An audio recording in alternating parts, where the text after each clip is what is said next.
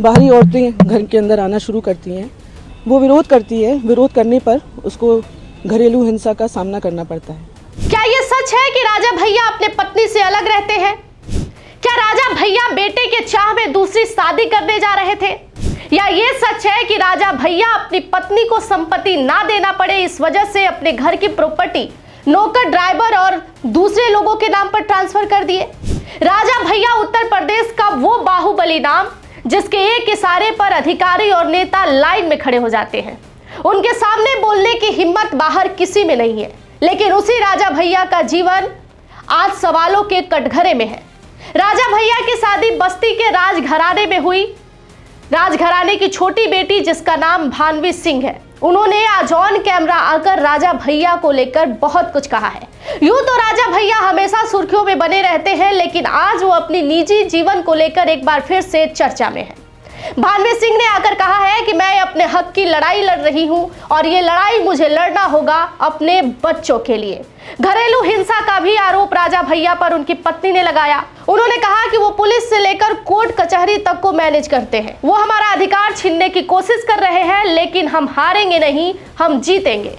वो कह रही हैं कि आए दिन राजा भैया अलग अलग महिलाओं को घर में लाते थे और ये किसी भी महिला को बर्दाश्त नहीं है। महिला ससुराल के घर को मंदिर समझती है और घर को मंदिर बनाने के लिए महिला वो तमाम कोशिश करती है शादी के बाद जो उनके ससुराल वाले चाहते हैं। भानवी सिंह ने कहा है कि मेरी 3 बेटियां हुई, लेकिन राजा भैया को बेटा चाहिए था क्योंकि उनका कहना है कि बेटियों से वंश नहीं चलता है। फिर वो मुंबई के महाराष्ट्र में जाकर इलाज कराती हैं और फिर उनके 2 बेटे होते हैं। उसके बाद आए दिन राजा भैया दूसरी महिलाओं को घर में लाते थे और वो राजा भैया की मां को भी अच्छा नहीं लगता था, जिसके कारण राजा भैया की मां भी घर छोड़ के चली जाती थी। वो तमाम आरोप जो है भानवी सिंह ने ऑन कैमरा मीडिया से बात करते हुए लगाया है। उन्होंने क्या कुछ कहा है राजा भैया को लेके, आप सबसे पहले उन्हें सुनिए। हम अपने हक की लड़ाई लड़ रहे हैं और हमको कोई शौक नहीं था ये करने के लिए। बहुत मजबूरी में हमको ये कदम उठाना पड़ा है। और जब एक लड़की का जन्म होता है, वो जब बड़ी होती है, यही सुनते हुए बड़ी होती है कि लड़की पराया धन होती है, उसको दूसरे के घर जाना होता है। 20 साल की उम्र में लड़की की शादी होती है, पर्दा सिस्टम फॉलो करती है वो लड़की और अपने ससुराल के ढांचे में अपने आप को ढाल लेती है, ये सोच करके कि घर एक मंदिर है और घर को एक मंदिर की तरह बनाना है। 3 बेटियां होती हैं उस औरत की, उस महिला की, और फिर उसके ऊपर उससे ये कहा जाता है कि लड़के नहीं हो रहे हैं तो दूसरी शादी करनी पड़ेगी क्योंकि वंश कैसे चलेगा, लड़कियों से वंश नहीं चलता। वो महिला फिर बम्बई जाती है, अपना इलाज कराती है, 2 बेटों को जन्म देती है ताकि वंश चले, और फिर अपने घर को एक मंदिर बनाने में लग जाती है। उसके बाद बाहरी औरतें घर के अंदर आना शुरू करती हैं। वो विरोध करती है, विरोध करने पर उसको घरेलू हिंसा का सामना करना पड़ता है। और ये कोई नॉर्मल घरेलू हिंसा नहीं, बहुत ज़्यादा घरेलू हिंसा, जहाँ पे अस्पताल तक नहीं भर्ती होने दिया जाता, ट्रीटमेंट नहीं होने दिया जाता, जानो कल की अखबार की सुर्खियाँ ना बने, उसको वापस बुला लिया जाता है बिना ट्रीटमेंट कराए कि घर में ट्रीटमेंट होगा।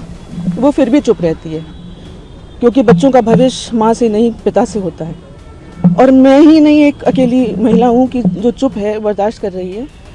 हमारी जैसी बहुत महिलाएं हैं जो चुप रहती हैं, बर्दाश्त करती हैं अपने बच्चों के लिए, अपने घर के लिए। पूर्वज जो मना करके गए घर को समेटने के लिए, बहुत कुछ सहना पड़ता है एक औरत को। फिर गोली चलती है, वो तभी चुप रहती है। फिर उसके दस्तखत फौज किए जाते हैं, संपत्ति नौकरों के नाम दी जाती है, ड्राइवर के नाम, खाना जो बनाता है उसके नाम, MLC के नाम, अननोन लोगों के नाम, ताकि उसके पास कुछ भी ना बचे। फिर डिवोर्स फाइल किया जाता है और डिवोर्स के आड़ में इतने सारे केसेस उस महिला के ऊपर थोप दिए जाते हैं। पुलिस प्रशासन उसके अगेंस्ट झूठे FIRs लॉन्च करती है, झूठे चार्जशीट लगाती है। Lucknow police, Delhi police, Uttarakhand police, Uttar Pradesh police. वो औरत एक के बाद एक केसेस में उलझती जाती है। उसको तोड़ने के लिए सब किया जाता है ताकि वो टूट जाए और टूट करके वो अपनी हार मान करके डिवोर्स देने को तैयार हो जाए।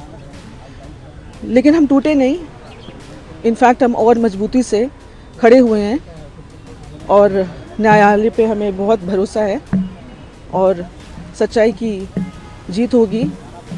हम अपने हक के लिए लड़ रहे हैं, अपने बच्चों के हक के लिए लड़ रहे हैं। और ये बहुत गलत बात है कि पति दूसरी शादी करना चाहे, डिवोर्स फाइल कर दे और फिर दूसरी औरत को के साथ घर में रहना शुरू कर दे। फिर मेरी मदर इन लॉ भी परेशान हो, क्योंकि उनको भी नहीं अच्छा लगता कि कोई और औरत घर में रहे बेटे के साथ।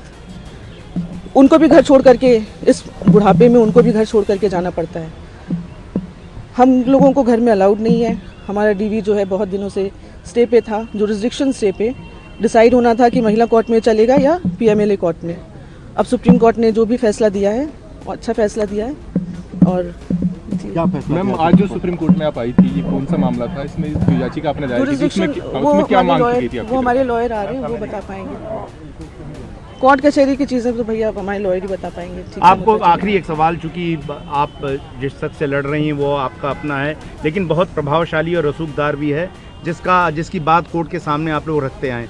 ऐसी स्थिति में जब आपको सबसे देश की ऊंची अदालत में आना पड़ा, क्या लगता है कि अब न्याय मिलेगा? और क्या वो अभी भी अपने रसूख का इस्तेमाल करके आपके न्याय को बाधित करने की कोशिश करते हैं? भैया सामने जी, हम क्या कहें इस चीज़ का।